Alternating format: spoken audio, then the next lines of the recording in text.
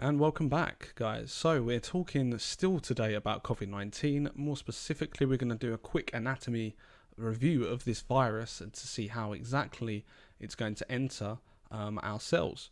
Now, we've got three different viruses here, all part of the betacoronavirus family, the coronavidae family. We've got the first SARS coronavirus here. This is the COVID-19 causing virus, SARS-CoV-2.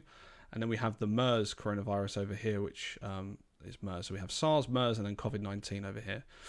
The point of this illustration is to show you that we have different viruses. However, they have different affinities for certain receptors. Now, the SARS viruses, you can see each binds to the ACE2 receptor, right? The angiotensin converting enzyme 2 is how the original SARS virus entered our body way back in the day, and this virus shares homology with the that original beta coronavirus. So that is one reason, because of its genome. Its genome means it has a certain spike protein. That spike protein is almost identical to this spike protein, means that they actually bind to the same receptor. All right. So because of the spike protein being similar from the original SARS coronavirus to this SARS coronavirus 2, they bind to the same receptor. In the case of MERS, Middle Eastern Respiratory Syndrome, you actually didn't get that same receptor as the original SARS, because it was simply different. It had a different genetics. It came from a different lineage of coronaviridae. Okay, the coronavirus it had a different subset. Much like we think of species of cat, not all species of cat may look fairly similar, but they occupy different niches, they have different genomes. You know, no one would contest that a tabby cat and a lion are different species. You know, they look completely different, they have different niches. You know, one likes to sit on your lap and then get some food, like from its human host, you could say, whereas the lion obviously hunts its food down. Similar things here, okay, just using as an example of a lion there. So this MERS virus actually binds to the DPP4 receptor, okay, dipeptidyl peptidase 4, okay, sometimes called CD26, okay, so cluster differentiation 26, that's its other name there. So because of this genome in MERS, it binds to a certain different receptor, okay, and we've got the figure here. Now this paper I've taken from Allergy and Immunology. Okay, this was posted back in February, I believe. Okay, they've got some really good figures here. One other one I'm going to show you. So this is where we actually get that from, Asian Pacific Journal of Allergy and Immunology, the review article. And then we're going to have a look at the other.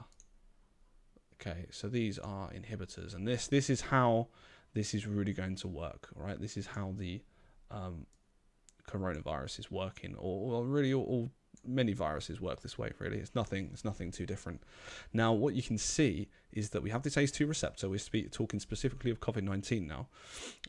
That receptor is going to have some affinity for the spike protein, and then there will be some fusion-mediated endocytosis. Endocytosis means taken inside the cell, taken up into the cell. That'll be taken into the cell, and then it will release its viral DNA. Or RNA, sorry. Okay, this is a single-stranded positive sense RNA. Okay, and it can hijack the host ribosomes and then just make loads of proteins, and then those proteins can get ejected onto its.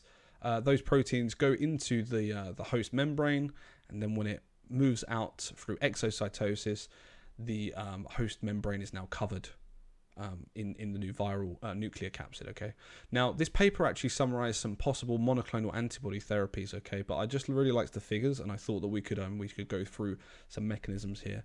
Now, one possible approach to how we could actually kind of solve this pandemic is to identify a neutralizing monoclonal antibody, so an antibody that is specific for the S protein on SARS coronavirus. There are some that we already had a look at. Okay, so here there are some monoclonal antibody examples in SARS. This is the original SARS coronavirus. Now, judging by the sequence of homology in SARS coronavirus 1 and SARS coronavirus 2, and this is an if there was a monoclonal antibody therapy that could target this S protein in the original SARS, then there's a good chance that it will also bind to the spike protein in this SARS coronavirus. However, the research wasn't really pushed forward after the original SARS. I don't believe it was a pandemic, the epidemic of SARS-1. Simply because it died out, and I guess the funding wasn't really there. In hindsight, if the funding had been there, and they realised that let's actually make a therapy for this just in case these coronaviruses come back to haunt us one day, which lo and behold they are, then we can actually target this as well. So if we have one of these antibodies, let's say, okay, these monoclonal, all of these figures are taken from the same paper as well that I just showed you. There's just really good ones. There's the references here you can just make out as well. We have a couple of different monoclonal antibody targets. Okay, we've got the antibodies. The antibodies are here.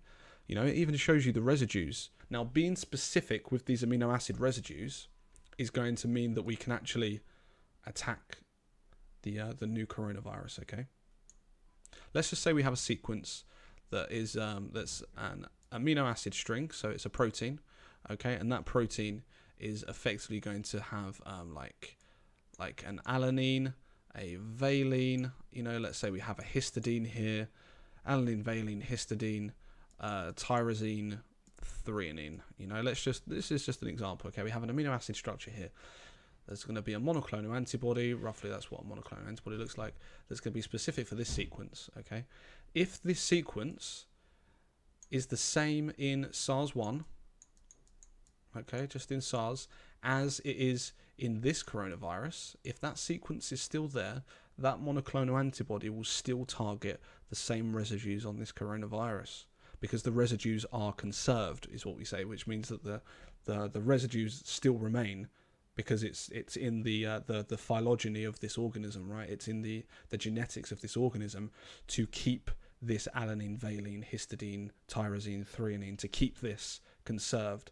If it makes its way into the next, so from SARS, if it makes these residues make its way into the S protein over here, this monoclonal antibody that may have bound to SARS-1 will also bind to SARS coronavirus 2, and then we could potentially have some sort of therapy there. Okay. Now, the good thing about these monoclonal antibodies is that antibodies are specific for a certain epitope on the antigen. Okay, and the antigen being this S protein here. Okay, so being that this S protein is very specific, this antibody will only bind to that S protein. Okay, that paper again is here. Okay, in the Asian Pacific Journal of Allergy and Immunology. Okay, I hope this was insightful for you guys to have a look at maybe how these coronaviruses are related to one another with SARS and MERS, and just to show you one paper there.